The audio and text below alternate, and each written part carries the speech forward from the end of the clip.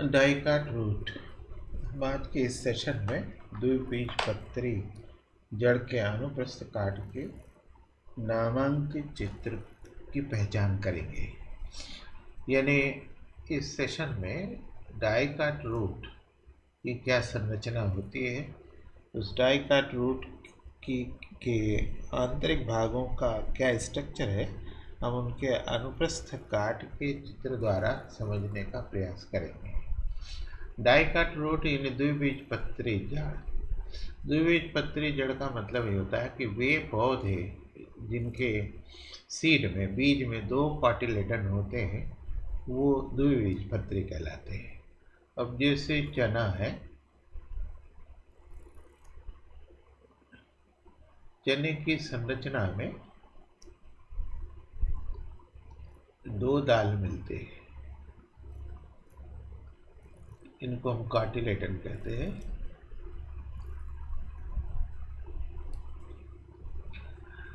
बीजपत्र इसको हिंदी में कहा जाता है।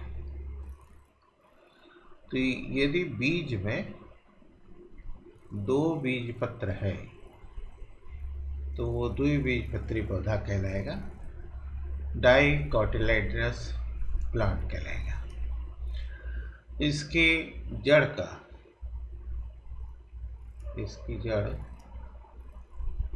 मूसला जड़ होती है। इस मूसला जड़ की अगर हम अनुप्रस्थ काट लें तो इस अनुप्रस्थ काट में हमको क्या क्या संरचना मिलेगी, उस संरचना को किस तरह से कॉपी में ड्रा करेंगे, आज के इस सेशन में इस पर विचार किया जाएगा। वैसे इसकी संरचना में बाहर से अंदर की ओर पहला जो कोशिकीय अस्तर होता है वो एपिब्लेमा कहलाता है।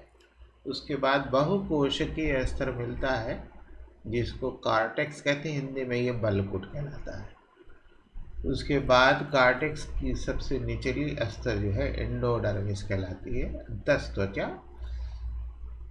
फिर उसके बाद का क्षेत्र जो है स्टील यानी हिंदी में रंभ कहलाता है।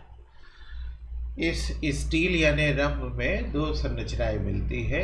एक संरचना पेरीसाइकिल कहलाती है और दूसरी संरचना को हम सामूहिक रूप से संवहन पूल या संवहन बंडल या अंग्रेजी में वैस्कुलर बंडल कहते हैं। वैस्कुलर बंडल में 2 जटिल ऊतक मिलते हैं, कॉम्प्लेक्स टिश्यूज। उसमें एक जो है जाइलम कहलाता है और दूसरा फ्लोएम कहलाता है। तो बाहर से अंदर की तरफ हमको ये कुल मिलाकर के 5 अस्तर मिलते हैं। अब इन अस्तरों को हम देखने का प्रयास करेंगे। ये हमारे पास डाइकाट रूट है। इस डाइकाट रूट का जब हम अनुप्रस्थ काट लेंगे तो इस अनुप्रस्थ काट में बाहर से अंदर की ओर, बाहर से अंदर की ओर हमको अनेक संरचना मिलेगी। जो सबसे बाहरी संरचना होती है वो एक कोशिकीय संरचना होती है, ये एपिब्लेमा कहलाती है। ये एपिब्लेमा, इस एपिब्लेमा पर रोम सदृश संरचनाएं निकलती है। इन संरचनाओं को रूट हेयर, इन संरचनाओं को रूट हेयर कहा जाता है। उसके बाद की एक बहुकोशिकीय संरचना होती है, बहुकोशिकीय अस्तरीय संरचना होती है, वो बलकुट कहलाती है। अंग्रेजी में इसको कार्टेक्स कहते हैं। कार्टेक्स की सबसे निचला भाग जो है वो एंडोडर्मिस कहलाता है, एंडोडर्मिस। और एंडोडर्मिस के नीचे की जो संरचना आती है वो पेरीसाइकिल कहलाती है। अब पेरीसाइकिल के बाद जो संरचना पूरी मिलती है उस संरचना को हम वैस्कुलर बंडल कहते हैं, वैस्कुलर बंडल। इस वैस्कुलर बंडल में दो कॉम्प्लेक्स स्ट्रक्चर हमको मिलते हैं। एक स्ट्रक्चर जाइलम कहलाता है और दूसरा जाइलम के बीच बीच में संरचनाएं हमको मिलती हैं, ये फ्लोएम कहलाती है। इनको हम फ्लोएम कहते हैं। बीच में कनेक्टिव टिश्यूज बहुत ही सूक्ष्म रूप में मिलते हैं या अल्प विकसित होते हैं, इसको हम पिथ कहते हैं। डाइकाट रूट में ये अल्प विकसित होता है। ठीक है, तो अब इसकी संरचना बनाने का प्रयास किया जाएगा। सबसे बाहरी लेयर जो होती है वो ये इपिब्लेमा की होती है। इपिब्लेमा में ये रूट हेयर है, ये ढोलक के आकार की संरचना होती है। इसको बनाने का तरीका यही है। ये हमारा सबसे बाहरी भाग हो, ये रूट हेयर हो गया,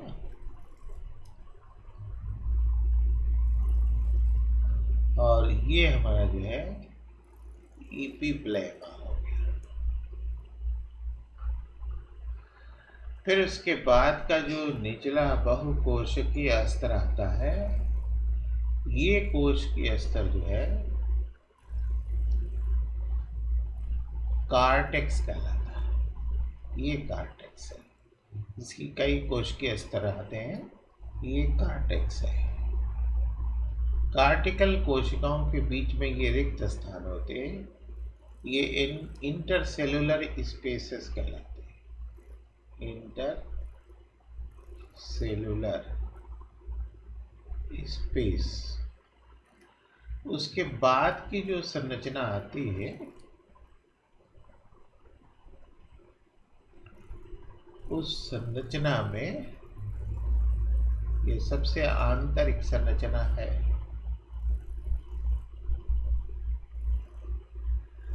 में फिर इपिब्लेमा की ही तरह की कोशिकाएं मिलती है।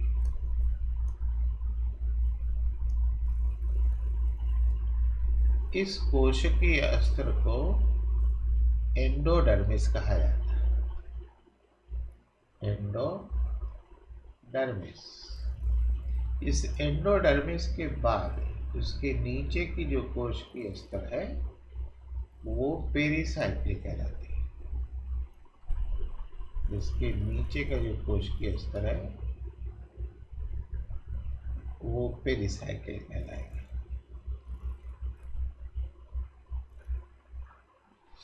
अब पेरिसाइकिल के बाद के जो स्ट्रक्चर आते हैं वो वैस्कुलर बंडल में गिने जाते हैं।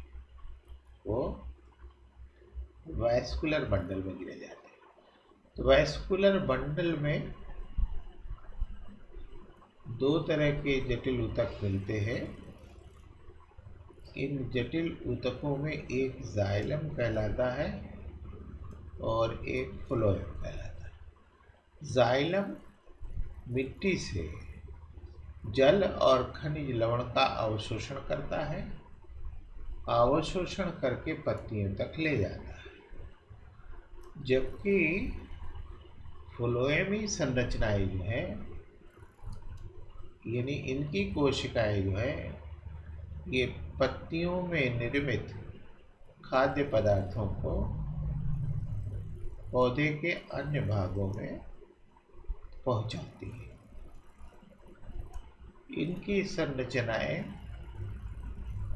इस सेक्शन में इस तरह से व्यवस्थित होती है कि एक जाइलम, फिर फ्लोएम, फिर जाइलम और फिर फ्लोएम। इस तरह की जो संरचना है या वितरण है वो रेडियल कहलाती है।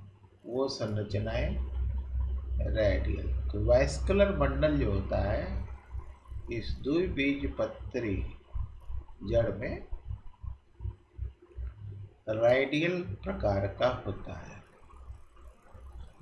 यानी इसमें एक फ्लोएम, फिर एक जाइलम, फिर फ्लोएम, फिर जाइलम। ठीक है, तो इस तरह से ये हो गया फ्लोएम, और ये संरचना जो होगी, स्ट्रक्चर जो हुआ वो जाइलम का हुआ। तो जाइलम में दो तरह की संरचनाएं हैं, एक मेटाजाइलम और एक प्रोटोजाइलम।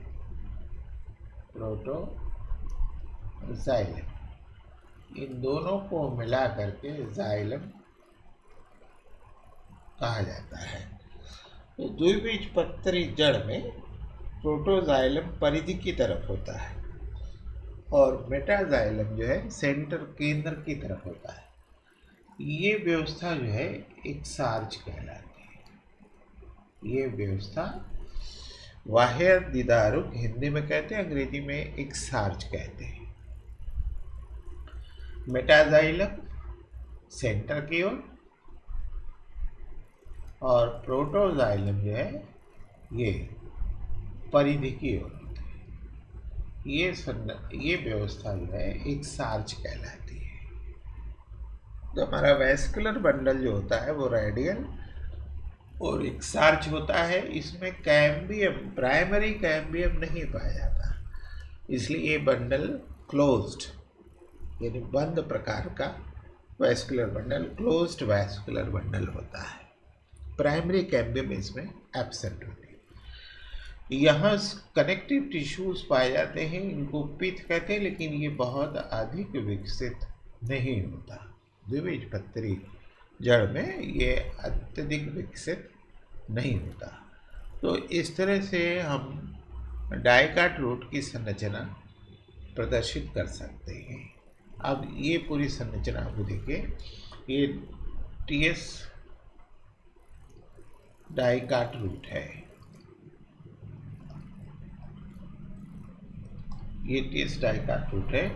इस संरचना में सबसे ऊपर ये रूट हेयर है, उसके बाद इपिब्लेमा लेयर है, फिर उसके बाद cortex, then endodermis, pericycle, phloem, फिर जाइलम में दो, प्रोटोजाइलम और मेटाजाइलम।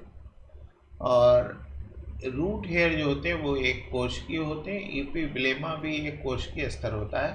कार्टेक्स जो है ये एपिडर्मिस के नीचे और एंडोडर्मिस के ऊपर, यानी एपिडर्मिस और एंडोडर्मिस के बीच की संरचना होती है। ये बहुकोशिकीय स्तर होता है। इसमें कोशिकाओं के बीच में ये खाली खाली स्थान है, इनको अंतर कोशिकीय स्थान कहा जाता है। कार्टेक्स की जो सबसे निचली संरचना होती है वो एंडोडर्मिस कहलाती है। इस एंडोडर्मिस का जो कोशिकीय स्तर होता है वो सिंगल होता है। उसके बाद की जो कोशिकीय संरचना है वो सामूहिक रूप से स्टील कहलाती है। स्टील में दो संरचनाएं आती है, एक वैस्कुलर बंडल। तो स्टील में वैस्कुलर बंडल के अंतर्गत तो दो जटिल ऊतक होते हैं, एक जाइलम और एक फ्लोएम। यहाँ जाइलम और फ्लोएम एकांतर क्रम में होते हैं, यानी एक जाइलम, फिर फ्लोएम, फिर जाइलम, फिर फ्लोएम, फिर जाइलम, फिर फ्लोएम। इनकी संख्या 2 से लेकर के 6 होती है। इसमें जाइलम दो तरह के होते हैं, प्रोटोजाइलम और मेटाजाइलम। तो प्रोटोजाइलम ये परिधि की तरफ होता है, मेटाजाइलम सेंटर की तरफ होता है, जो कि आकार में बड़ा होता है। इस संरचना को, इस व्यवस्था को हम एक सार्च कहते हैं। अगर जाइलम और फ्लोएम की संख्या 4 है तो ये टेट्राड कहलाएगा, और 2 है तो डाइआर्क कहलाएगा, 5 है तो पेंटार्क कहलाएगा, अगर इससे ज़्यादा है तो पॉलीआर्क कहलाएगा। इसमें प्राइमरी कैम्बियम जो होते हैं वो एब्सेंट होते हैं, इसलिए ये बंडल जो है क्लोज्ड कहलाएगा। इसमें पिथ जो है अल्प विकसित होती है। तो इस तरह से डाइकाट रूट की संरचना हम ड्रा कर सकते हैं और उसका स्ट्रक्चर खींच सकते हैं, उसके विभिन्न भागों का नाम लिख सकते हैं और शॉर्टकट में उसका हम वर्णन भी कर सकते हैं। दैट्स